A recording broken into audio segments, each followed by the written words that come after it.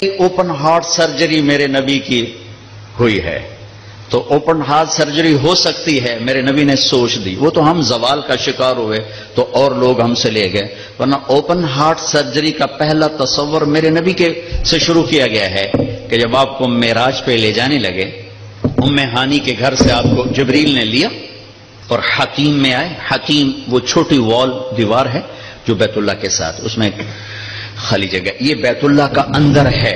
جب ہمارے نبی 35 سال کے تھے تو قریش نے سوچا کہ بیت اللہ بنائیں، وہ سیدھا ہو گیا، تو وہ مستطیل تھا، لمبا زیادہ چوڑا تھوڑا۔ ابراہیمی بنیادیں یہ طے کیا کہ حلال کمائی سے بنانا ہے، حرام سے نہیں۔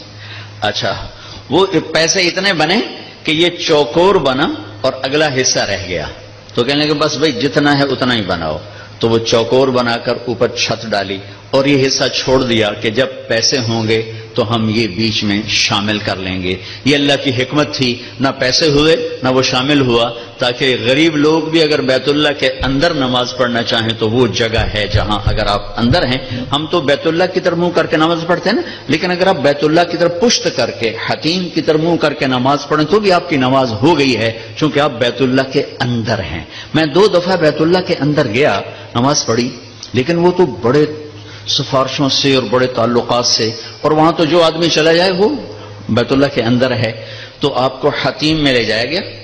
اب آپ کو بے ہوش نہیں کرنا، یوں جبریل نے ہاتھ مارا، سارا سینہ کھل گیا، آپ دیکھ رہے ہیں، اور اس نے دل کو باہر نکالا تو دل سارے جسم سے جدا ہو گیا۔ اور اس کے میرا بھائی ہارٹ اسپیشلسٹ ہے تو میں اسے سنتا رہتا ہوں، باتیں گھر میں ہوتی رہتی۔ اچھا، نکالا، پھر اس کو زمزم کا پانی ایک ٹپ میں تھا، اس میں دھویا، اس کو دھویا، دھوتے رہے، اور آپ دیکھ رہے ہیں۔ اس کے بعد ایک آسمان سے لائے تھے، وہ پورا نور کا ایک بھرا ہوا برتن تھا، پھر وہ سارا نور آپ کے دل میں انٹر کیا، پھر اس کو بند کر کے پھر لگایا، ساتھ ہی دل سر ہر رگ سے جڑا، پھر سینے کو ملایا ہاتھوں سے، پھر یوں ہاتھ پھیرا۔ تو اب جن کی ہارٹ سرجری ہوتی ہے، اب دیکھیں یہاں کتنے بڑے بڑے ٹانکے لگے ہوتے ہیں، لیکن آپ کے سینہ مبارک پر کوئی داغ نہیں۔ یہ پہلی اوپن ہارٹ سرجری میرے نبی نے معراج کے واقعے میں امت کو دیا ہے اشارہ، تو ہم نکھٹو نکلے تو اور لوگ ہم سے یہ سب کچھ لے گئے۔ سب سے پہلی ہارٹ سرجری 4 سال کی عمر میں ہوئی، جب آپ حضرت حلیمہ کے پاس تھے اور آپ بکریاں چرانے جایا کرتے تھے، تو آپ کے بھائی رضائی بھائی وہ دوڑے دوڑے آئے کہ میرے بھائی کو 2 بندوں نے قتل کر دیا۔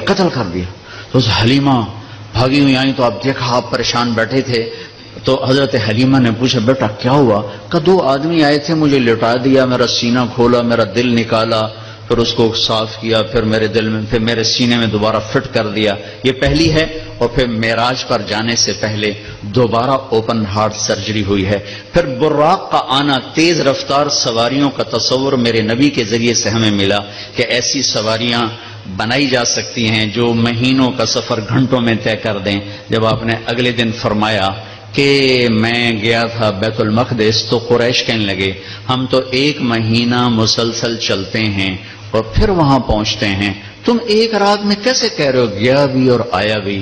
تو براق ایک سواری ہے جس کی تیز رفتاری سے ایک پیغام، میسج امت کو گیا کہ اگر تم اس کائنات کے علوم تک پہنچ جاؤ تو تم تیز رفتار سواریاں بھی بنا سکتے ہو۔ 650 کلومیٹر فی گھنٹہ کی رفتار سے جاپان نے ٹرین بنا لی۔ آپ کو ام ہانی کے گھر سے اٹھایا گیا، حضرت علی کی بہن، ان کے گھر میں آپ تشریف فرما تھے، اور سیدھا بھی اللہ لے جا سکتے تھے، سیدھا بھی لے جاتے، لیکن مکہ سے بیت المقدس لے جانے میں یہ اعلان تھا کہ اب بیت المقدس بھی مکہ کے تابع ہو گیا ہے، اب یہاں کا قبلہ بھی بیت اللہ ہو گیا ہے، یہاں جتنے نبی آئے وہ سب آپ کے تابع ہو گئے، لہٰذا وہاں پہلے سارے انبیاء موجود ہیں اور سب انتظار میں ہیں، اور آپ پہلی صف میں کھڑے ہوتے ہیں تو سب ایک دوسرے کو دیکھ رہے ہیں کہ اب امامت کون کرائے گا، تو جبریل آپ کا ہاتھ پکڑ کے آپ کو مصلی پر کھڑا فرماتے ہیں، آپ 2 رکعت نماز ادا فرماتے ہیں، اور آپ کے پیچھے 1.25 لاکھ نبی نماز پڑھ کر یہ اعلان کرتے ہیں کہ ہماری نبوت آپ کے قدموں پہ قربان ہو گئی، اب ہمارے لیے بھی آپ ہی نبی ہیں، ہمارے لیے بھی آپ ہی نبی ہیں۔ عیسیٰ سے لے کر آدم تک تمام انبیاء کو وہاں کھڑا کیا گیا ہے۔ تو آپ کا سینہ مبارک چاک کیا. اسی کرتے آپ تہمت پہنتے تھے, شلوار زندگی میں ایک دفعہ پہنی اور اسے پسند فرمایا, لیکن عام آپ کا لباس تہمت تھا. کوئی خلائی لباس کی ضرورت نہیں پڑی آپ کو. وہاں سے اٹھایا, راستے میں واقعات ہیں, ایک جگہ آپ کو اتارا, کہا یہاں نماز پڑھیں 2 نفل. کہ یہ کون سی جگہ ہے؟ کہ یہاں آپ ہجرت کر کے تشریف لائیں گے. مدینے میں اتار کے 2 نفل پڑھائے گا. پھر چلایا گیا کہ یہاں 2 نفل پڑھیں. کہ یہ کون سی جگہ ہے؟ کہ یہاں آپ کے دادا ابراہیم کی جائے پیدائش ہے. پھر چلایا گیا تو آپ جب مصر کی طرف سے بیت المقدس کی طرف آ رہے تھے تو آپ کو خوشبو آئی, خوشبو جنت کی. آپ نے کہا یہ کیا ہے؟ تو کہا یا رسول اللہ, فرعون کی ایک باندی تھی, باندی وہ ہو گئی تھی, موسیٰ علیہ السلام پر ایمان لائے. اس کی 2 بیٹیاں تھیں, ایک دودھ پینے والی, ایک ساتھ چلنے والی. جب فرعون کو پتا چلا تو اس نے ایک کڑاہ میں تیل ڈالا. میں واقعہ پورا سنا رہا ہوں, انہوں نے صرف اشارہ کیا تھا. نیچے آگ جلائی, جب وہ تیل کھولنے لگا تو اس نے اس باندی کو اور اس کی 2 بچیوں کو پکڑوا لیا. کہنے لگا مجھے رب مانو گی تو زندگی مبارک, اولاد مبارک. موسیٰ کے رب کو مانو گی تو پہلے تیری بیٹیاں تیرے سامنے جلاؤں گا, پھر تجھے جلاؤں گا. یہ مائیں بیٹھی ہیں, انہیں زیادہ پتا ہے کہ اولاد کی محبت کیا ہوتی ہے, اور اللہ نے اپنی محبت کو ماں سے تشبیہ دی ہے, باپ سے تشبیہ نہیں دی. اور اس کے سامنے 2 بچیاں جلنے کے لیے حکم ہو چکا ہے, اور اس کا ایک بول اپنی بچیوں کو بچا سکتا ہے. اور یہ گھر میں جا کے کہہ سکتی ہے اللہ معافی دے دے, میں نے کلمہ کفر کہا ہے, میں اندر سے کافر نہیں, تو جائز. لیکن ایک شاعری زبان پہ آ گئی ہے, ہماری اپنی زبان کی ہے, پتہ نہیں توڑے پلے پوے نہ پوے, تو سن لگے جی. عاشق ہوں میں عشق کماویں, دل رکھیں وانگ پہاڑاں ہو, سہ سہ بدیاں ہزار علامیں, کر جانے باغ بہاراں ہو. منصور جے چک سولی دتے, جڑے واقف کل اسراراں ہو. سجدیوں سر چائی نہ باہو, توڑے کافر کہیں ہزاراں ہو. عاشق سوئی حقیقی جڑا, قتل معشوق دے مننے, سر نو جوڑے تے مکھ نہ موڑے, بھویں 100 تلواراں کھنے. سچا عشق حسین علی دا باہو, سر دتے تے راز نہ بھنے. تو اس باندی نے کہا فرعون 2 ہیں, 100 ہوتی تو یہاں جلا دیتی اللہ کے نام پر. اس کو غصہ چڑھا, اس نے بڑی کو پکڑوایا اور یوں ڈالا. وہ چیختی رہی, مچھلی کی طرح تل گئی. چھوٹی کو کھینچا اور اس کے سامنے یوں ڈال دیا, اس کی تو آہ بھی نہ نکلی. جب اس کو کھینچا تو نے کہا میری ایک خواہش. کیا؟ کہ جب میں بھی جل جاؤں تو ماں بیٹیوں کو جدا نہ کرنا, ہماری ہڈیاں کٹھی دفن کرنا کہیں. فرعون نے کہا ہاں ہو جائے. کود گئی وہ بھی, ان کی ہڈیاں نکال کے ایک جگہ دبا دی گئیں. یہ واقعہ ہے.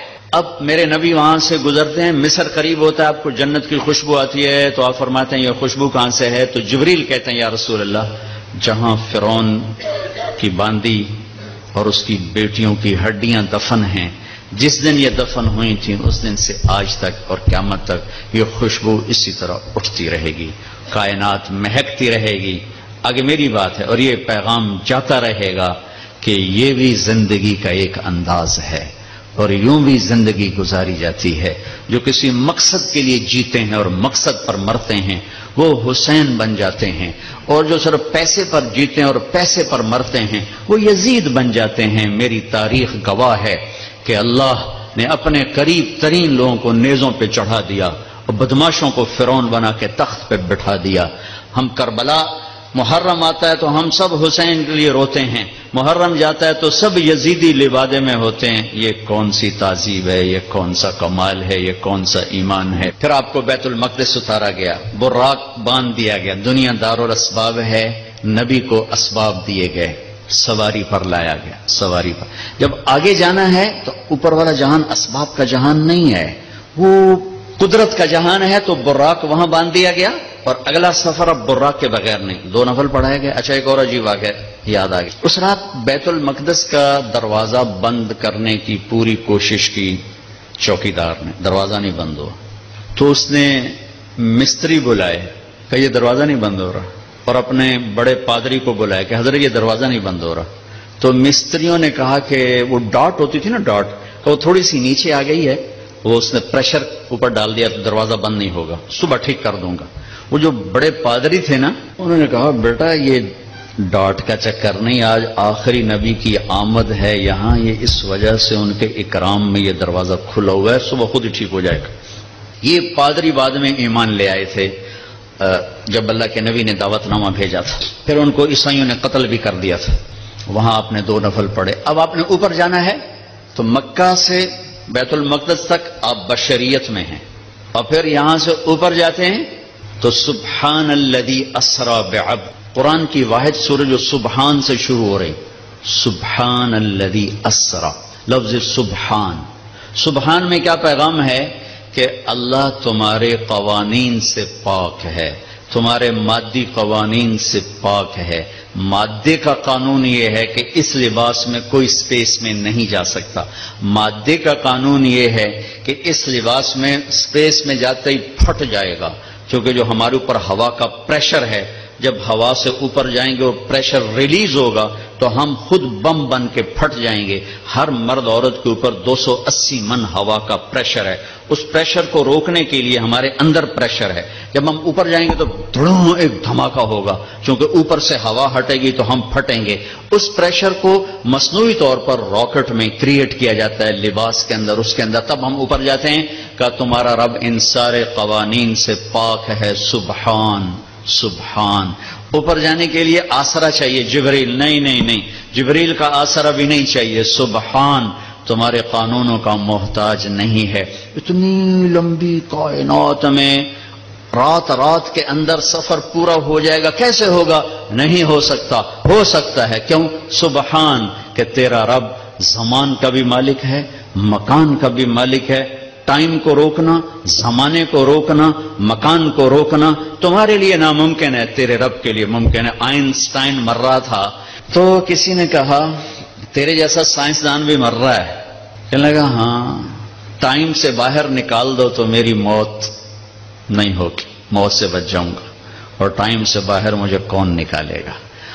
اللہ نکال سکتا ہے، اللہ نکال سکتا ہے کہ وہ ٹائم کا بنانے والا ہے، وہ زمانے کا بنانے والا ہے، وہ وقت کا بنانے والا ہے۔ سبحان، صرف ایک صورت ہے جو سبحان سے شروع ہوتی ہے، سبحان، اور اس سبحان کے اندر یہ سارے پیغام ہے۔ پاک ذات، بے عیب ذات، تمہارے قوانین سے بالا تر ذات، تمہاری سوچ سے بالا تر ذات، الذی اسری بعبدہ۔ قریش کہنے لگے تم کیسے جا سکتے ہو؟ اللہ نے جواب دیا یہ تھوڑا ہی گئے تھے، میں لے کر گیا تھا۔ قریش نے کہا بغیر سواریوں پر اتنا وقت لگ جاتا ہے، تم بغیر سواری کے کیسے چلے گئے آ گئے؟ تو اللہ نے کہا یہ نہیں گئے، اسری بعبدہ، میں لے کر گیا، میں لے کر گیا۔ اور یہاں الف اور با کا جو جوڑ ہے، اسری اور بعبدہ، الف اور با، عربی گرامر میں اگر الف ہو تو با کی ضرورت نہیں، اسری عبدہ ہوگا، ٹھیک ہے؟ اور اگر با ہو تو الف کی ضرورت نہیں، سرا بعبدہ ہوگا۔ میری بات واضح ہوئی ہے نا؟ الف ہو نا، با کی ضرورت نہیں، اسرا عبدہ، اور اگر با ہو تو الف کی ضرورت نہیں، سرا بعبدہ۔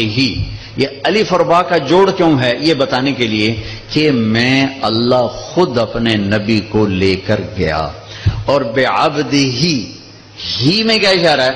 اب لوگ کون ہو کہ جی ہم کسٹم والے، میں کون ہوں جی؟ یہ جی مسجد والے، یہ کون ہے جی؟ یہ جی کپڑے والے۔ تو اللہ کہہ رہا ہے بعبدہ، یہ کون ہے؟ یہ میرا بندہ ہے، یہ میرا ہے اور میں ان کا ہوں، بعبدہ۔ اور الف اور با کے ساتھ اللہ فرما رہے ہیں کہ میں لے کر گیا، جبریل بھی نہیں لے کر گئے۔ اوپر کا جو آپ نے سفر کیا ہے وہ جبریل کا ہاتھ پکڑ کے نہیں، ان کے کندھوں پر بیٹھ کر نہیں، ان کے پروں پر بیٹھ کر نہیں، اللہ کی قدرت کن کے ساتھ آپ جبریل کے ساتھ گئے ہیں، تو ملکیت کا لباس آپ کو پہنایا گیا اور اپنے ساری فضا کو پار کیا۔ آج یہ سائنس کا نیا علم آیا ہے کہ اگر کوئی سواری ٹائم کی رفتار سے زیادہ ہو جائے تو ٹائم اس کے لیے زیرو ہو جاتا، ٹائم زیرو ہو جاتا۔ اگر 1,86,000 میل پر سیکنڈ سے کوئی سواری زیادہ تیز ہو جائے تو ٹائم اس کے لیے زیرو ہو جاتا ہے۔ یہ آج کے امکانیات بتائے جا رہے ہیں، اور یہ میرے نبی کا سفر سپیس کو، راکٹ کو، شٹل کو، ہر چیز کے لیے راستہ دے رہا ہے کہ یہ ہو سکتا ہے، یہ ہو سکتا ہے، خلائی تسخیر ہو سکتی ہے، خلائی سیاروں تک جانا ہو سکتا ہے۔ لیکن آپ کی پہلی منزل، پہلا آسمان آدم علیہ السلام نے استقبال کیا، دوسرا آسمان یحییٰ علیہ السلام، زکریا علیہ السلام، عیسیٰ علیہ السلام نے استقبال کیا۔ تیسری منزل یوسف علیہ السلام، تیسرا آسمان۔ چوتھی منزل ادریس علیہ السلام، چوتھا آسمان۔ پانچویں منزل ہارون علیہ السلام، پانچواں آسمان۔ چھٹی منزل موسیٰ علیہ السلام، چھٹا آسمان۔ ساتویں منزل ساتواں آسمان ابراہیم علیہ السلام۔ ہر آسمان پر نبی کھڑے ہوتے تھے پھولوں کے ہار لے کر، یہ میرا اضافہ ہے استقبال کے لیے، اور ہر نبی کہتے ہمارے بھائی آ گئے، ہمارے نبی آ گئے، ہمارے بھائی آ گئے، ہمارے نبی آ گئے۔ اب ساتویں آسمان پر پہنچے تو ریسیپشن کوئی نہیں۔ جب میں ابھی آیا تو سارے آپ کے افسران وہاں کھڑے ہوئے تھے، ریسیپشن۔ ساتویں آسمان پر ایک بڑے میاں، ایک بیت اللہ ہے، اس کی یوں ٹیک لگا کر نہ بیٹھے ہوئے اور اس طرح ہاتھ رکھ کے بیٹھے ہوئے، سفید داڑھی یہاں تک آ رہی، اور اس بیت اللہ کا طواف ہو رہا ہے، فرشتے طواف کر۔ آپ پوچھتے ہیں یہ بڑے میاں کون ہیں، یہ بزرگ کون ہیں؟ تو جبریل کہتے ہیں یہ آپ کے دادا ابراہیم علیہ السلام۔ اگر اللہ چاہتے تو ابراہیم بھی کھڑے ہوتے وہاں، چونکہ مرتبہ تو ہمارے نبی کا بڑا ہے، رشتہ ابراہیم کا بڑا ہے، مرتبہ ہمارے نبی کا بڑا ہے، لیکن ان کو بٹھایا، ان کو چلایا۔ یہ میری بات آپ غور سے سنیے گا، ان کو بٹھایا، ان کو چلایا۔ ساری کائنات حضرت ابراہیم علیہ السلام سے بھر جائے، ہمارے نبی کے برابر نہیں ہو سکتے۔ ساری کائنات ملائکہ سے بھر جائے، ہمارے نبی کے ایک بال کے برابر نہیں ہو سکتے۔ جس کو اللہ حبیب بنائے وہ کیا ہوگا؟ جس کے چہرے کی قسمیں والضحی، جس کی زلفوں کی قسمیں واللیل اذا سجا، جس کے شہر کی قسم وہذا البلد الامین، جس پر اتری کتاب کی قسم قاف والقرآن المجید، جس کی جان کی قسم لعمرک انہم لفی سکرتہم یعمہون، جس کا وکیل صفائی بن کے قسم والنجم اذا ہوا ما ضل صاحبکم وما غوا، جس کو تسلیاں دینے کے لیے قسم والضحى واللیل اذا سجا ما ودعک ربک وما قلا، جس کے بول کی قسم وقیل ہی یا رب ان ہؤلاء قوم لا یؤمنون، جس کو رحمت للعالمین کا ٹائٹل وما ارسلناک الا رحمت للعالمین وما ارسلناک الا کافۃ للناس بشیرا ونذیرا، جس سے اللہ لاڈ سے کبھی محمد، کبھی احمد، کبھی ماہی، کبھی حاشر، کبھی عاقب، کبھی فاتح، کبھی خاتم، کبھی ابو القاسم، کبھی طٰہٰ، کبھی یاسین، کبھی مزمل، کبھی مدثر، کبھی شاہد، کبھی مبشر، کبھی نذیر، کبھی داعی الی اللہ، کبھی سراج منیر۔ دیکھو تو صحیح اللہ کیا لاڈ کر رہا ہے اپنے نبی کے ساتھ۔ یہ بیت اللہ کی دیوار ہے آسمان، یہ ایک بڑے میاں بیٹھے ہوئے ہیں اور یہ کائنات کی عظیم ہستی آتے ہیں اور یہ ادھر جا رہے ہیں، وہ ادھر نہیں آ رہے کہ یہ باپ ہیں، یہ بیٹے ہیں، اور اس آگے جانے میں باپ کو عزت دینی ہے اور بیٹے نے گھٹنوں کو چھونا ہے اور امت کو پیغام دینا ہے کہ رشتوں کا تقدس ہمیشہ باقی رکھنا ہوگا، چاہے آخری نبی ہی کیوں نہ ہو، چاہے آخری رسول ہی کیوں نہ ہو۔ رشتوں کو تولا نہیں جا سکتا، ناپا نہیں جا سکتا، پیسوں پہ نہیں تولنا، رشتہ رشتہ ہوتا ہے۔ یہ چلے، وہ کھڑے ہوئے۔ سارے نبیوں نے کہا بھائی آ گئے، ابراہیم نے کہا میرا بیٹا آ گیا، میرا بیٹا آ گیا، میرا بچہ آ گیا، میرے نبی آ گئے۔ نبی بھی کہا میرے نبی آ گئے، اور کہا میرا بیٹا آ گیا، میرا بچہ آ گیا۔ پھر گلے لگایا، پھر ماتھا چوما۔ یہ کسی نے نہیں کیا، یہ ابراہیم نے کیا۔ گلے لگایا، ماتھا چوما، آگے روانہ کیا، ایک پیغام ڈیلیور کیا کہ میرے نبی آپ اتنے مقام کے ہو کر بھی اپنی امت کو پیغام دیں کہ اپنے باپ کے آگے سر جھکائیں، اپنی امت کو پیغام دیں کہ ماں باپ کے رشتے کے سامنے اولاد کو بھی جھکنا پڑتا ہے۔ ابراہیم ملے اور اب جانے لگے تو کہا بیٹا اپنی امت کو میرا سلام کہہ دینا۔ سبحان اللہ، یہ رشتہ بہت گہرا تھا کہ اپنی امت کو میرا سلام کہنا، اور انہیں کہنا جنت خالی زمین ہے اور اس کے باغ باغیچے سبحان اللہ، الحمدللہ، لا الہ الا اللہ، اللہ اکبر ہیں، جتنا کہیں گے اتنے درخت وہاں لگتے جائیں گے۔ اب آپ سدرۃ المنتہا پہنچے تو ایک آج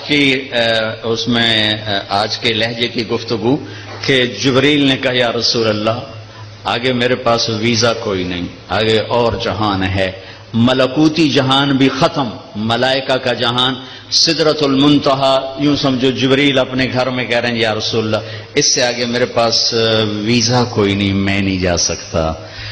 کہا میں اتنا بھی آگے جاؤں گا نا ایک بالش تو میں جل کے راکھ ہو جاؤں گا، میں نہیں جا سکتا۔ تو یہاں آ کر ملکوتی حیثیت بھی ختم ہو کر کوئی اور حیثیت آپ کو عطا کی گئی، وہ اللہ جانے، اللہ کا حبیب جانے۔ عرش تک پہنچنے میں پہلی ہستی کامیاب ہو رہی ہیں۔ جبریل بھی کہہ رہے ہیں آگے نہیں جا سکتا یا رسول اللہ، بس ختم، میں ختم۔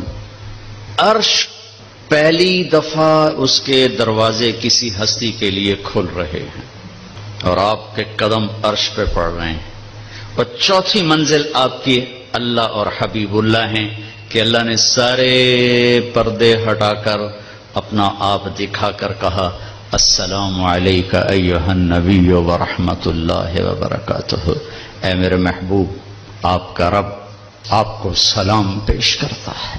اور یہاں حبیب اور حبیب اللہ میں ملاقات ہے۔ ثم دنا فتدلى فكان قاب قوسین او ادنى، یہ لفظ آپ نے سنا ہوگا، قاب قوسین، قاب قوسین۔ میں آپ کو آج اس کی تصویر بنا کے دکھاتا ہوں کہ قاب قوسین کا مطلب کیا ہے۔ عربوں میں اکثر لڑائی ہوتی رہتی تھی، جب ان میں صلح ہوتی تھی تو قبیلوں کے سردار کٹھے ہوتے تھے اور صلح ہو رہی۔ صلح کیسے ہوتی تھی؟ یہ ایک کمان ہے عرب سردار کے ہاتھ میں، یہ دوسری کمان ہے دوسرے عرب سردار کے ہاتھ میں، ان دونوں کی لڑائی ہے۔ یہ دو عرب سردار ان میں صلح کروا رہے ہیں، یہ دو ساتھ ان کے اس صلح کو پورا کرنے کے لیے آ رہے ہیں۔ اب یہ ایک محفل ہوتی تھی تو ایک عرب سردار اٹھ کے اپنی کمان یوں کرتا تھا، یہ کمان کا وہ دھاگا ہے جس کے اوپر تیر کھینچا جاتا تھا، اور یہ وہ لکڑی ہے، ٹھیک ہوگی یہ۔ اب یہ یوں آ کر اپنی کمانوں کے سرے یوں ملا دیتے تھے۔ آپ دیکھ رہے ہیں سارے، یہ قوس، یہ قوس، قوس کہتے ہیں کمان کو، یہ قاب ہے، یہ قاب، قاب قوسین، دو کمانوں کی قاب، یہ اور یہ اور یہ قاب، اور یہ قوس، یہ قوس۔ تو اس ملنے کو عربی میں کہا جاتا ہے قاب قوسین، کہ اب جیسے دو کمانیں ان کے کنارے آپس میں مل گئے تو یہ سردار بھی آپس میں مل گئے، اب ان میں لڑائی نہیں ہوگی۔ اس محاورے کو اللہ نے اپنے اور حبیب اللہ کے لیے استعمال کیا، فکان قاب قوسین، کہ میرا حبیب میرے قریب ایسے ہوا جیسے دو کمانوں کے کنارے قریب ہوتے ہیں۔ اگلی عجیب بات بتاؤں، او ادنا، او ادنا، اس کی کیفیت صرف اللہ جانتا ہے کہ نہیں، میرے حبیب اس سے بھی زیادہ میرے قریب ہو گئے۔ میرے بھائیوں، اس ہستی کو آئیڈیل بنا کے چلو، مزے کرو گے اللہ کی قسم، اور آپ کی نسلیں مزے کریں گے۔ اگر آپ لوگوں کی جیبوں پہ ڈاکے ڈالتے رہے، نہ آپ سکھی رہو گے نہ آپ کی نسلیں سکھی رہیں گی۔ 60 کی دہائی کے ایک چیئرمین پورے مغربی پاکستان کے ہمارے قریبی رشتہ داروں میں تھے، انہوں نے حرام دولت کے ڈھیر لگا دی، پھر اچانک مر گئے۔ ایک دن ان کا بڑا بیٹا کہہ رہا تھا کاش ہمارا باپ ہمارے لیے حرام اکٹھا نہ کرتا تو کوئی خوشی کا دن ہم بھی دیکھ لیتے۔ اور میں نے اس آدمی سے ان کانوں سے سنا، میں اج مر جاواں میری دھی نو کسے دی پرواہ کوئی نہیں۔ بیٹی کمزور ہوتی ہے، بیٹوں کا نام نہیں لیتا، بیٹی، میں اج مر جاواں میری دھی نو کسے دی پرواہ کوئی نہیں۔ آئے ہائے ہائے، اس کا بیٹا کہہ رہا تھا کاش ہمارا باپ ہمارے لیے حرام اکٹھا نہ کرتا تو کوئی خوشی کا دن ہم بھی دیکھ لیتے۔ پیٹ پہ پتھر باندھ لیے کہ میری امت پیسے پر نہ بک جائے، چوپڑی روٹی پراٹھے اور انڈے پر نہ بک جائے۔ 3 دن کے فاقے برداشت کیے۔ آپ باغ میں تشریف لے گئے، کھجوریں گری پڑی تھی، گندی کھجوریں جو گر جاتی، آپ نے اٹھائی، ہائے ہائے وجہ کائنات، ساری کائنات جن کے لیے بنائی، ایک گندی کھجور صاف کر کے منہ میں رکھی۔ ایک صحابی ساتھ ہے عبداللہ تو نہیں کھاتا؟ کہ یا رسول اللہ مجھے بھوک نہیں۔ بھوک کا مسئلہ نہیں تھا، وہ کھجور کھانا مشکل تھا، جی مجھے بھوک نہیں۔ کہ عبداللہ مجھے بھوک ہے، آج 4تھا دن ہے میں نے کچھ نہیں کھایا، 4تھا دن، مجھے 8 بجے تک چائے نہ ملے میرے سر میں درد ہو جاتا ہے، اور جی میں چائے نہیں پیتی، سیرج پیڑ پہ گئی ہے، آج 4تھا دن ہے عبداللہ میں نے کچھ نہیں کھایا۔ گری پڑی کھجور صاف کر کے کھائی ہے۔ کسٹم والوں کو پیغام دیا ہے پیسہ سب کچھ نہیں ہوتا ہے، انسانیت بہت بڑی معراج ہے۔ اللہ کا ترازو پیسے کو نہیں تولے گا، تیرے کردار کو تولے گا، تیری سچائی کو تولے گا، تیری دیانت کو تولے گا۔ اللہ اور حبیب اللہ کی ملاقات ہے، قاب قوسین او ادنی۔ پھر وہاں سے آپ کی واپسی ہوئی ہے تو 50 نمازیں لے کر واپس آئے. میں اللہ پہ قربان جاؤں، اللہ نے 5 دینے تھیں، 50 کیوں دی ہیں؟ نماز کی اہمیت بتانے کے لیے کہ نماز بڑی عظیم چیز ہے. آگے آپ نے کچھ کہا ہی نہیں، چپ کر کے واپس آ گئے. تو میں نے کہیں پڑھا نہیں، لیکن مجھے لگتا ہے اللہ نے چھٹے آسمان پہ موسیٰ علیہ السلام کو کھڑا کر دیا، ہوگا چونکہ پڑھا ہوا نہیں، وجدان ہے. یا رسول اللہ، اللہ کی ملاقات کیسی رہی؟ بہت اچھی رہی. کیا ملا؟ کہ 50 نمازیں. کہا توبہ یا رسول اللہ، یہ کون پڑھیں گے؟ اب واپس جا کے تھوڑی کم کروائیں. واپس گئے، 5 کٹ. پھر آگے موسیٰ کھڑے تھے، کتنی؟ 5. نہیں یا رسول، واپس جائیں. پھر 5. 9 چکر لگے، آنا جانا 5. صرف یہ بتانے کے لیے کہ کسٹم والوں، نماز بھی ایک بہت بڑا حکم ہے. جب 5 رہ گئیں تو موسیٰ علیہ السلام نے پھر کہا واپس جائیں، کوئی نہیں پڑھیں گے. آپ نے کہا مجھے شرم آتی ہے، 5 کم ہو رہی ہیں، اب جاؤں گا تو 5 کم ہو گئی تو پیچھے کیا بچا؟ میں نہیں جاتا. تو کہنے لگے چلو ٹھیک. میری امت پہ 2 نمازیں فرض تھیں، انہوں نے کوئی نہ پڑھی. یہ کسٹم والے 5 کی تھو پڑھنے، نہ ایک نہیں پڑھنی، 5 کی تھو پڑھنی. میں کہا نہیں، میں نہیں، بس اب ٹھیک ہے. یہ پھر غیب سے آواز آئی اوپر سے، میرے حبیب آپ نے 5 قبول کی، ہمارے ہاں 50 ہی ہیں، آپ کی امت 1 پڑھے گی 10 لکھی جائیں گی، 1 پڑھے گی 10 لکھی جائے گی. تو یہ وہاں سے تحفہ لے کر آئے. وَلَقَدْ رَآهُ نَزْلَةً أُخْرَى عِنْدَ سِدْرَةِ الْمُنْتَهَى. پھر واپسی پہ جبریل سے پھر آپ کی ملاقات ہوئی. پھر وہاں سے واپس آئے اور پھر بیت المقدس پہنچے. پھر وہاں سے براق پہ سوار ہوئے اور صبح نہیں، اسی وقت آپ کے سردی کا زمانہ تھا، بستر کی گرمائش ابھی ختم نہیں ہوئی تھی کہ واپس اپنے بستر پر تشریف لے آئے. صبح آپ نے حضرت خدیجہ سے کہا یہ ہوا ہے، میں بتانا چاہتا ہوں. وہ ڈر گئی، یا رسول اللہ لوگ تو بہت جھٹلائیں گے. کہا جھٹلائیں، جو مرضی کریں، میں بتانا چاہتا ہوں. آپ حرم میں تشریف لائے اور آپ نے یہ اعلان کیا میرا رات یہ سفر ہوا.